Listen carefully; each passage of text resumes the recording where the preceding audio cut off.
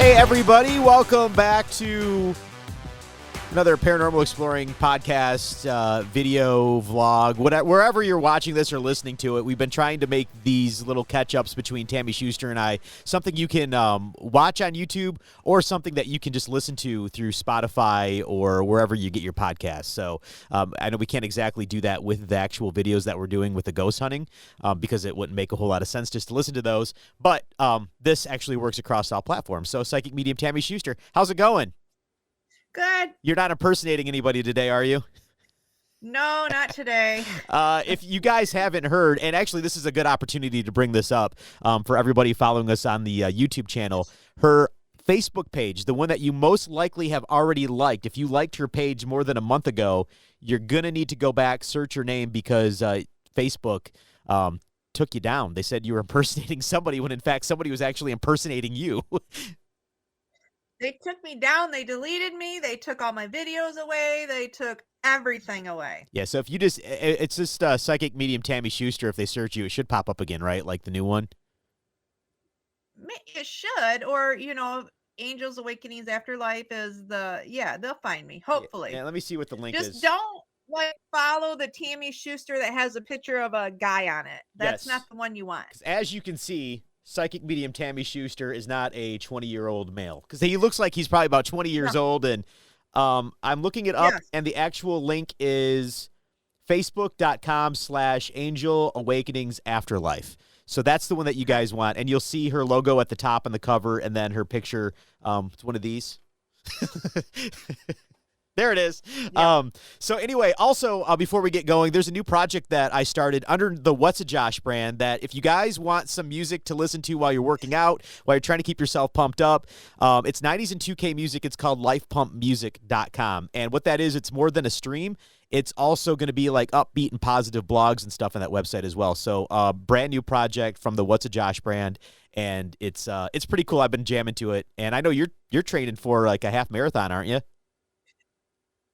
I am in October. Yeah. So I've got a good ways to train, but I'm old, so it takes me that long to get there. Is the music helping you from Life Pump, though? Is it pumping you up?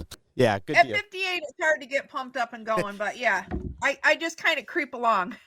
All right, so let's get into business here. We wanted to discuss the last big video that we did was at the Cottonwood Bed and Breakfast in Empire, Michigan, and that was the one that our first season really ended up kind of building up to. And what's funny is it really wasn't put on by us. There wasn't any like, hey, we need to add any extra drama here. It just happened because this place is so active. And I kind of left the weekend completely drained, shocked. When I went back and re-edited the video and got everything ready for YouTube, it was, I was shocked to find more and more items. And in fact, even after everything got published to YouTube and pushed out, months later, I'm sitting there watching the videos and we're finding more EVPs and more things as we're watching. So yeah, and I am finding more by having my earphones in and watching on my iPad that way too. Like it's crazy how much you miss that you can hear with headphones on. Well, and one of the things, just a behind the scenes for everybody, when you go back and the camera is recording nearly around the clock. Like I'm constantly having the camera on, and to go back and give you a video that, well, if you watch the video, you clearly hear me talking about how, okay, this could be a 20-minute video. Ended up being a little over an hour or 3 parts, and then the big one was an hour or so. There's a lot of editing, so you miss stuff. I mean, I edit with these headphones on, which are like high-quality headphones, but yeah, you miss stuff, and then later on, and people have even emailed, said, hey, I don't know if you heard this, and this. I'm like, no, I didn't. That's actually really cool. Yeah. And clarify editing for anyone, like editing doesn't mean you're manufacturing anything. No. You just got to take a whole lot out. Yeah, that's what it is, because obviously you're not going to sit there and watch a 12-hour video. Right. So we got to go down and cut things down to where we have the action and all that stuff. But yeah, mostly what you see is what you get on these videos. So the Cottonwood Inn It is in Empire, Michigan. For those of you in northern Michigan, I'm sure you're very familiar with it. If you are anywhere else in the country, when you look at Michigan, if you go over to the Lake Michigan side, right?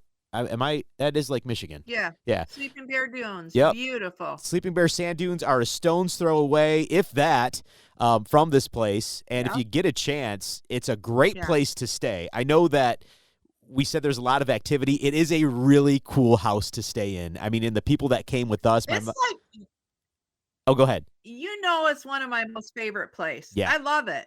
Yeah, it's a beautiful house. But it just so happens to have a bit of a history to it. And the latest video that I released, I've been pushing out little bits and pieces from that video for those that just look at the 20 minutes or the hour and they're like, yeah, it's a little bit too much. But the most recent one, it's the unsolved mystery of the haunted Cottonwood Inn. And to me, I was saying, even if this place didn't give us any evidence of any paranormal, the story alone is amazing because it goes back to the 1800s, people immigrating to the area. They moved their family into this house. They buy, I don't know, how many acres did that family originally have? It was like hundreds, wasn't it? Yeah, it was a lot. Like they basically owned most of Empire at one point. Right. So, the family lives there their entire lives.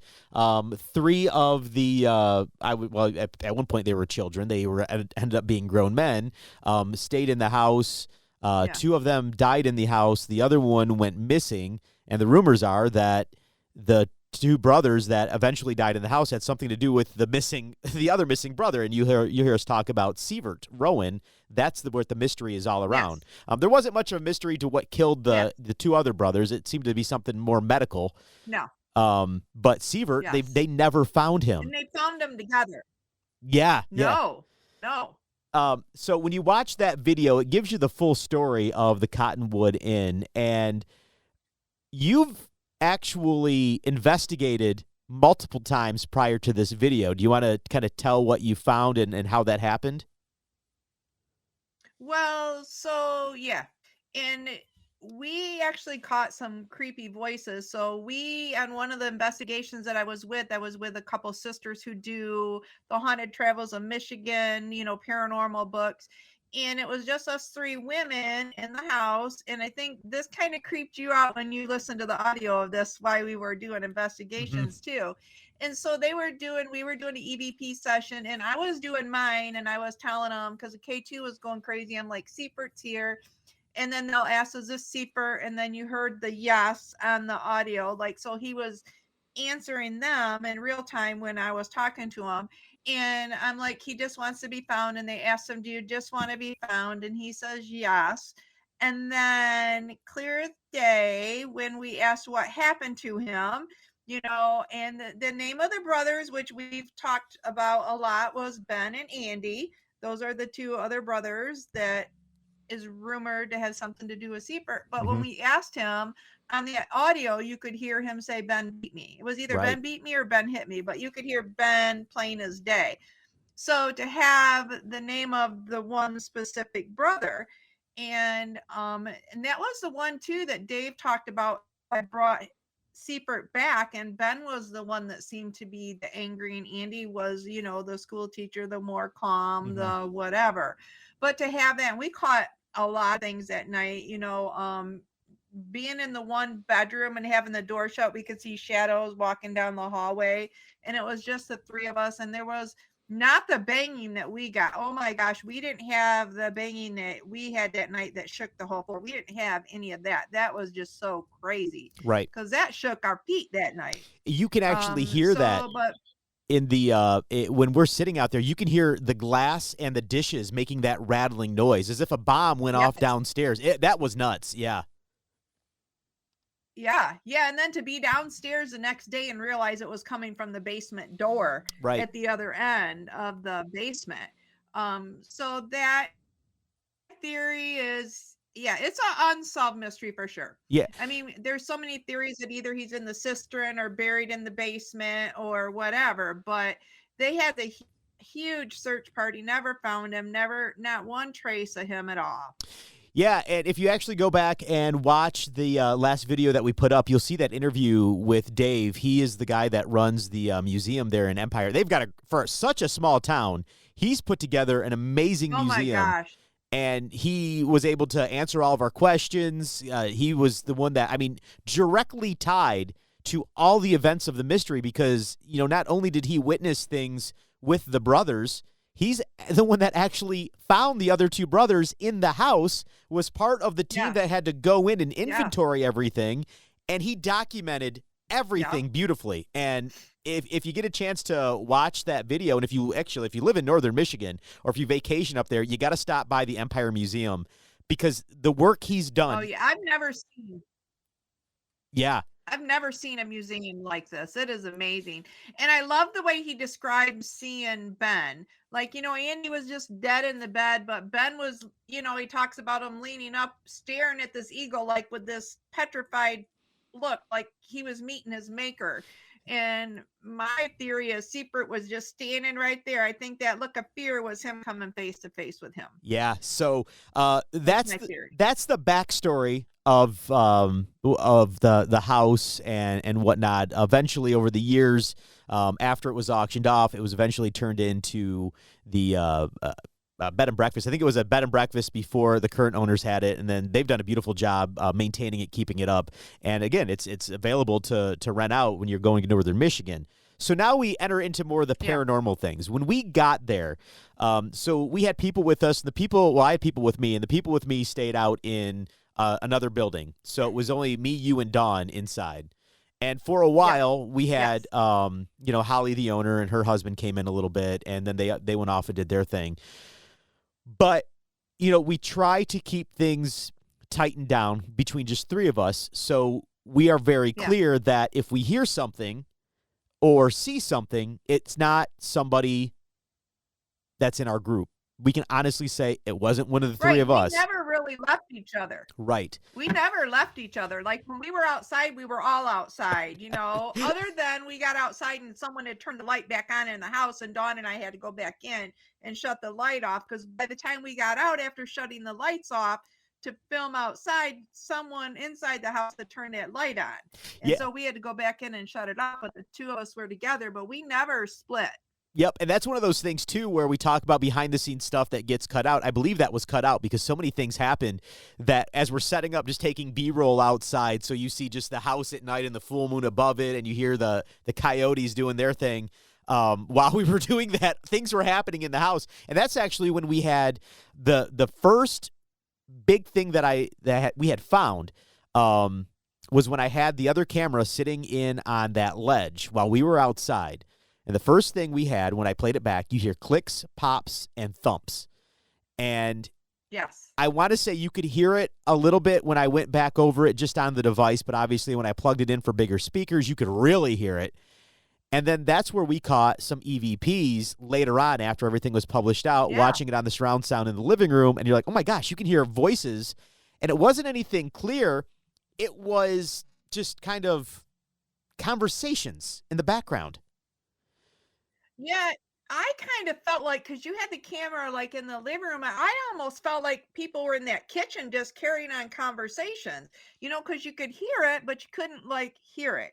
I mean, you could tell it was words and people talking, but to me, it felt like the camera was here and they were in the kitchen talking. Right. And that actually ties in perfectly to what happened towards the end of everything when we had all that activity. Yeah. And the activity that happened in the kitchen, which we'll get to in a second, because I'm just going to try to go in order of what happened. But the kitchen was the hot spot, the kitchen and the basement. That's where so much happened. But while we were in the living room, so we come back in after shooting the B-roll. I go through the secondary camera just to see if anything happened. And I'm like, oh, wow, we're actually hearing thumps. We sat there in the living room for a little while. We had the flashlights on the bed in the mother's room, and I believe we had the cat balls over there as well.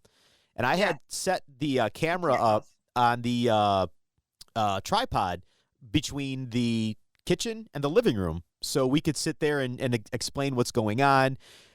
I don't remember what happened first, but I want to say the cat balls started going off on the mother's bed, which is right off the living room. Yes. And And as then you turned and looked and noticed the hallway light was back on after we had shut it off. right, and that was behind the camera.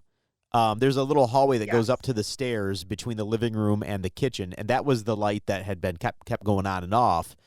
Then I believe we Yes. started getting flashlight activity. And for anybody that doesn't know, so just to explain, the cat balls or the cat toys, they're little light up balls. And if you touch them or if there's any movement around them, they'll start flashing really bright. So if the idea is if a spirit or any energy goes up and just hits it just a little bit, it would start going off. So something has to touch it. Similar with the flashlights, what we do is they're little mag lights and you just kind of twist them.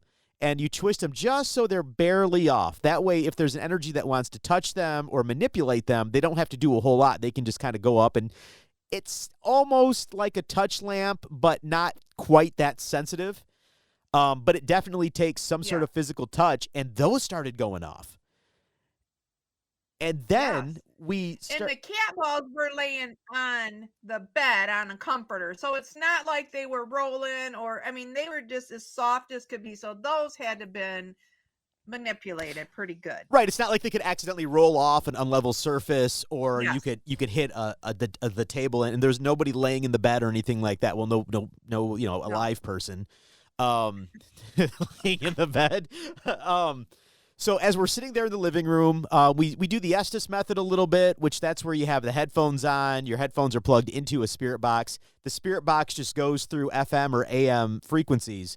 And the idea there is the spirits are able to manipulate the words that you're hearing.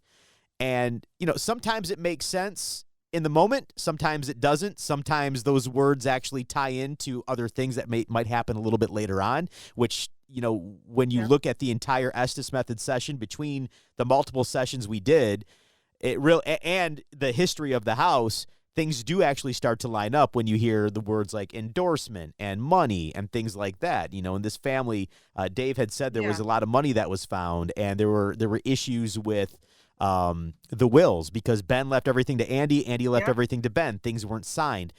You hear me, I think, in the Estes method upstairs talking about signature. It's just so much stuff that happened that night. But as we're sitting in the living room, that's when we really start to hear it.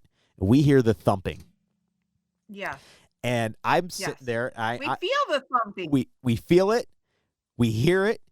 I jump to this. I say, this house has a boiler system. And I know my boiler at home, it does make a small thump when it turns on. So I think we talked to Holly, and originally she said it was a furnace, and then it did turn out that it was a boiler. But the thumping got harder and louder. And I'm sitting there thinking, I'm still kind of going with it's got to be the boiler. It's got to be the boiler. But no boiler that I've ever seen sounds like a truck ramming into the house. Or you could feel it like that. I think then too, it was so intense that we scrapped going down in the basement that night because we knew where it was coming from. And I think at that point, none of us were going in the basement that night. We did, and things work up to that a little bit. Once we're done in the living room, all this stuff happened. We go upstairs. I want to say we did the Estes method inside that closet, which you felt as though the closet is a portal. Yeah, and you changed in there, dude. Like you could see your whole face got red, your attitude changed. It was like you were getting angry. And a couple of times I would say to Dawn, I felt like I needed to stop this. And I would go to reach the flashlight to shine it at you, and you'd say, stop, or no. And I would be like, okay. So let's do this. So for anybody who doesn't know, and I don't think we really explained it much in the video, what is a portal? So it's just kind of like, you hear about time machines go from one place to the next place. So it's kind of like spirits can use it to go from one point to the next point. It's a means of transportation to go from one place to the next place. And usually good spirits don't need the portals. Usually what travels between portals and portals are not good. So in a way, it's kind of like the little tubes that Super Mario goes down into to go to another world, basically. Basically. I mean, or away from a portal to hell is what I call it. It's like for them to come back and forth. Never have I seen Mario jump in and go to hell. I like the Mario thing better. What I like would the Mario thought better. What would cause a portal to be in that location? Do you? So there's a lot of reasons the portal could be there. Holly had done a lot of remodeling, and they could have been using different areas of the house. And so when she remodeled and changed things, and maybe she used it for storage, maybe something that was connected went into that closet, or they sometimes like to hide from you. So it's Hmm. no different than a human trying to hide. So there's a lot of different reasons, but changing. So it could have just relocated, as simple as that. Wow, that's interesting. Wow. So, okay, so a portal there. We do Estes method sessions in there. Something was messing with me. I remember my body physically hurt too, and I actually had a hard time standing up. And after that moment, that was kind of the point for me where I'm like, we've had so much going on now that you hear me talking about how we could make this a 20-minute video because I was 100% drained. At that point, I could have gone back to the bedroom, gone to sleep, and been fine. But we kind of hung out in the kitchen because the kitchen was just I don't know, weren't done with the night, but we're like, let's keep the cameras rolling and see what else happens. And we put a little flashlight up on top of the stove, which that stove was the original stove, probably one of the only original items in that house, I would It guess. is the only original thing, 100%. The only original thing left in the house is the cook stove in the kitchen. And as we're sitting there, maybe, I don't know, if it was an hour or 45 minutes just chatting, and then the light turns on. And Yes. now we've got something else. It's after I say I will be happy with this being a 20-minute video.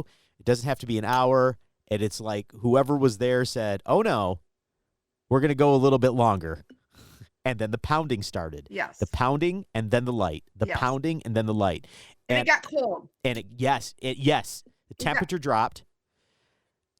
Yes. And you would hear the pounding coming up from just underneath the, I don't know which direction of the house that was, but it was completely the opposite side of where the living room was, up underneath where her laundry room would have been, or underneath where the stairs are that go, the second set of stairs. So, again, just trying to think of, okay, maybe that was the furnace, maybe that was boiler, whatever that was, and then it kept going, and it got into a pattern where you'd hear pound, the light, pound, light. The dishes would start shaking I'm telling you, the dishes in the kitchen were shaking. Yeah. And I mean, when I say that out loud now, I almost get another sense of goosebumps to say we were in a haunted location where pictures on the wall, dishes in the cabinets were literally shaking while we're sitting there. And then we're saying, well, none of us are going to sleep. Yes. And all this 100%. All this too happened when I believe you were playing some of the EVPs that you and the authors from the Haunted Travels of Michigan came up with. And things, and it just started, and then they started playing by themselves. Yeah, I remember that. Remember that? My phone, they just started playing, and I wasn't even touching my phone, and they just started replaying. I do remember that, and it was the creepy one where it said Ben hit me or Ben beat me or whatever he was saying, and it said it in such a raspy kind of old man voice. It was really creepy. Yes. So we'll fast forward a little bit, and at this point, we were all tired, and we say, I think it might be time to go to bed, but none of us really were going to be able to sleep. The room I was sleeping in was the room that Ben was found in. The one that you guys were sleeping in had Andy. Oh, Andy, yeah, because Ben was in the living room. Andy was in the room, or in my bedroom. Yeah. And you guys were sleeping in the room upstairs that had all sorts of activity. But no one was going to go to sleep. We were petrified at this point. I didn't want to move anywhere. That's where the conversation about the medication came up. And then I remembered that you brought margaritas, because I will point this out. Whenever we do any type of investigation, we are not intoxicated when we do this stuff. And that was one of my things as we were doing this. I'm like, man, I really don't want to have any type of alcohol doing this, because I don't want anybody to watch the video and think that we're seeing things because we're drunk. But at this point, it was just to get us calm. 2 in the morning. Yeah, it was. And we were done. And we have a few drinks. And I want to say at one point, you asked me, or Dawn asked me, if I wanted another one, and I said, no, I'm good. And then the light turned on again. And this would have been the flashlight. And then I think you said, she wants you to drink some more. And I think we were thinking that maybe I this. said, Oh, go ahead. I said, if you want Josh to drink some more, make the light get brighter because it was starting to go dim, and it went brighter than it had been the whole time I had ever seen it, and it stayed really bright. Because I'm like, if you want Josh to have another one, you got to do better than that. Make the light really bright. Yeah, and it went so bright. Yeah, that was Yes. absolutely insane. I don't think I have ever seen that sort of intelligent response to anything that we've done, through all the Estes methods, through all the flashlight sessions, even EVPs. I mean, that right there was a direct answer to, or a direct response to a request that you had. And yes, like I said, the pounding continued throughout that. At that point, I had enough alcohol to where I'm like, well, we've got to go to bed. And I don't think much more happened after the flashlight. I think it died down a little bit, but I think it did continue to pop on throughout the night. But we were all feeling good enough to where I could retreat to my room. You guys went upstairs. I want to say, when I went into my room, I was still so petrified, though though I had a little alcohol in my system. I slept with all the lights on. I had the TV on, and as I'm laying there, the door to the bathroom, which was directly in front of my bed, it was one of those barn doors that slides. That damn thing slid open. And I'm like, I don't know what to do at this point because now whatever's happening is now happening in this room where I'm trying to sleep. I put the sheets over my head and I passed out. I woke up and then I woke up and you guys were out in the kitchen, and I can't really remember what happened after that. Yeah, we didn't get your message until the morning because I had my phone, because you were messaging me about the door, and so I never got your message till the next morning. But then it would play back the next night because I texted you and you didn't answer because we heard a lot of banging and we thought you were down there screwing with us. Oh yeah, because you sent me that message that said, "What the hell are you doing down there?" And I'm like, "I'm not doing anything." And that second night, because we stayed there 2 nights, we stayed there. The second night, I was not drunk when I went to bed, and no, and yeah, you're right. I forgot about that. And then there was that second day worth of activity, which we'll just touch on really quick. But that's the day where we had the REM pod was just sitting out there on the kitchen table. Yeah. Again, all this activity happened in the kitchen. REM pod on the kitchen table. It starts going off out of nowhere. You and Don are out there doing your own thing. I believe the people that came with me, they were just kind of hanging out on the porch. Music and dancing. Yep. Playing music, dancing, and eating cookies. Yeah. And your mom and Zach were out on the porch. Yep. And that started going off. And then later that night, we had a bit of a paranormal party, easy for me to say, where we had the owners came by and some other people. And we did some fun Estes method sessions to kind of show them what we do and how we do it. And I had video rolling the entire time. And they were hearing more stuff about endorsements and things like that. But this is where it really came to a peak for me, and it came to a peak on our video as well. Down in the basement, 2 things happened that really pop out to me. First was the mystery of the pounding that came from the basement. Yes. Yes. The owner's husband walked down to the basement. Yes. There are 2 doors. There's one that go up the stairs out to just a regular door that opens up like any garage door or whatever, or just a regular front door. And then there's another that is more like a cellar door where you'd go up maybe 5 or 6 steps. You'd open up the big, I don't know, the big cellar thing. There's a door between the bottom of those stairs and the actual basement. And I hear this big slamming. I didn't know he was over there. And I'm like, oh, my God. We both said it at the same time. That's what we heard last night. We went over there, and the owner's husband said, well, the door was open. And he said, you probably felt it because it was actually rubbing against the, I don't know what you call that, the brace or whatever it is, the floor, basically, underneath. And I'm like, well, it wasn't a windy night.